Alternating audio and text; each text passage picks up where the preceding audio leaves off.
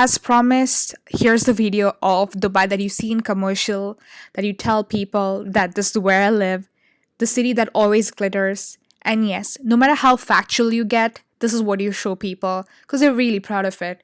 And I've been a victim of this as well. Seriously, guys, I'm not gonna judge you if you're gonna say that this is the Dubai that people live here and all that. No matter how factual I get, it's never gonna happen. As Dubai is rightly named City of Lights, City of Gold, and formerly known as City of Pearl, you always see street lights up, lit, and the definition of lit is Dubai. Unlike in US where the highways and interchanges are all in like this dark cave, Dubai ain't like that, and that's one of the reasons that I really like Dubai, because it is lit AF. Alright, so let's get into the video. Sheikh Zayed Road is basically the spinal cord of Dubai. It basically captures Dubai's essence. It connects from Jafaliya to Jebel Ali, the road exactly, but that one particular highway, the E11 highway, is basically what connects every emirate, all the 7 emirates of United Arab Emirates, which is Abu Dhabi, Dubai, Ajman, Fujairah, Ras Al Khaimah, Sharjah, and Al Quwain. These guys make the 7 emirates of UAE, and I really don't know where I am right now. Okay, somewhere stuck in Google Maps, as always, getting lost. So let's head on to the right path right now. And yeah, so this particular highway or road is the quintessential part of Dubai, spanning from the oldest skyscraper, which is the World Trade Center. It's still, at one point of time in the 90s, it was one of the most oldest skyscraper. Also, look at these apartments. These apartments are still super expensive, but they were all built in the 90s, and it was just this apartments and a desert. Like, there's literally nothing over there. And here's a picture of that. So yeah, this is Sheikh Zayed Road. It has 14 lanes, 7 lanes to each side, and the speed is around 140 kilometer per hour. You would find Ferraris, Maseratis, McLarens, like literally every supercar in the world, including Lykan Hypersport. Literally any car you can dream of riding over here at super top speed, along with Hondas and Camrys and your Corollas all side by side. That's sort of what this highway essentially is. As you have like a skyline, all the skylines are present in this one particular road. Literally, just a few inches away, you would find from the oldest skyscraper, which was World Trade Center, to the newest one, which is Burj Khalifa, which is the tallest tower, to a lot of other hotels like the Princess Tower and whatnot. So when I was, fun fact, my school is around here. I'm going to show you in the later part of the video. Every day when I used to ride the school bus, I used to see a new building built each floor every day. When I was in 7th grade was when Burj Khalifa was getting built. And every day, believe it or not, I used to see every floor getting built day by day. And it was amazing.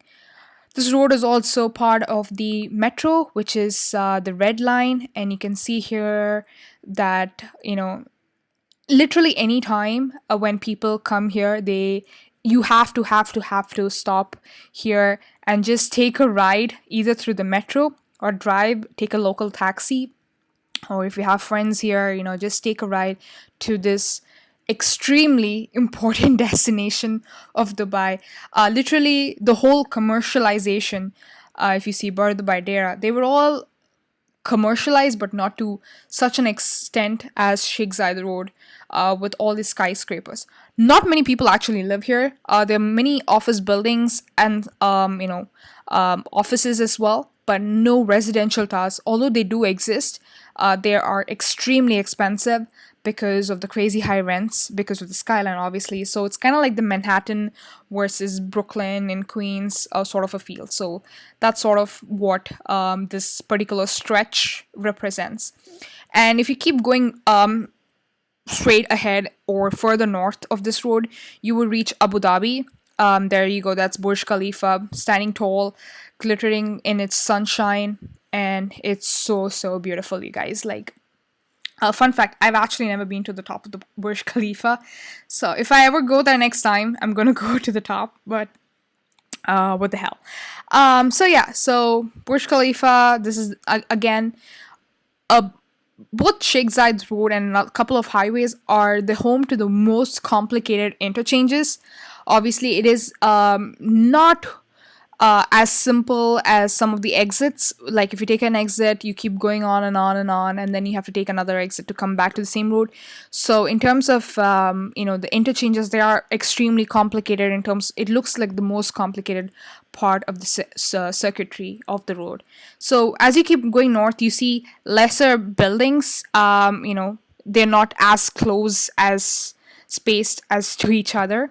Okay, now here you see the toll gate. So because of this huge expansion and being that this is one of the most important road, they had to monetize it, right? So they have tolls. Again, tolls are most of the annoying thing in Dubai.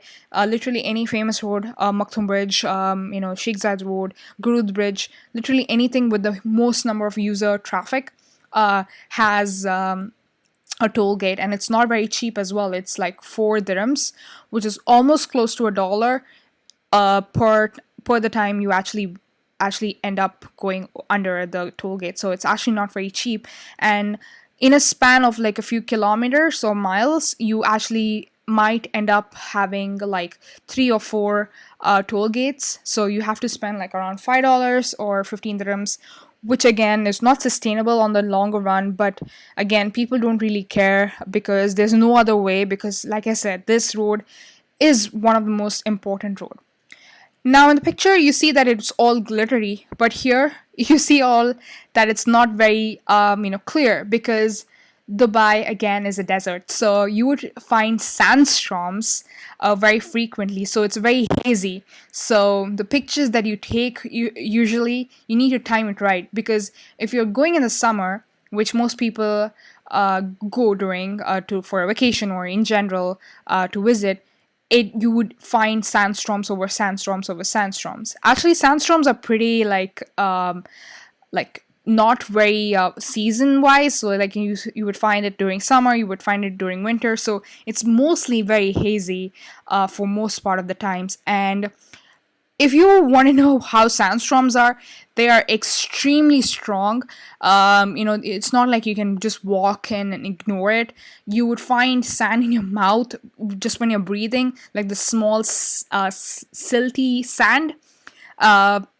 So it's very inconvenient, and you end up sneezing the whole day. So I would not recommend it. So this is what Dubai is. Again, a lot of things are commercialized, but when you actually go there, you would find that it's just roads. Again, if that's something that you enjoy, be my guest, go there by all means. But for most stretch of it, there's only like a few kilometers till Burj Khalifa that it is extremely impressive. Otherwise, not so much. Okay, I did mention that my school was in Sheikh Zayed. So here's my school. I believe it or not, my school was right behind Burj Al Arab.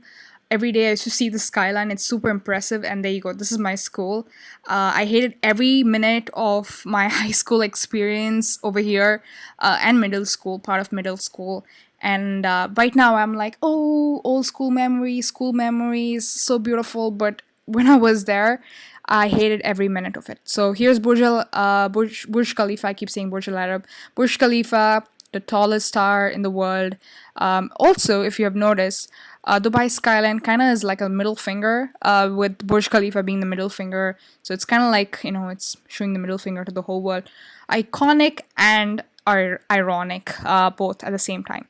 So if you look at the map by satellite view, you see how silty and deserty it is, because it is a desert, and there's only parts of it which is are commercialized, green, made it all greenery and all that. So all these fake creeks in and around.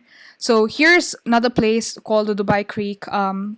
Again, Dubai Marina, Jumeirah Beach, all of the backwaters are all, taken in and put as, fake creek, because there's no such thing as oasis and all that stuff. So it's called the Business Bay. Business Bay is another place, again, where all these business buildings exist, all these commercial buildings are all in place. Fun fact, I did my internship in this building called the U Bora Towers.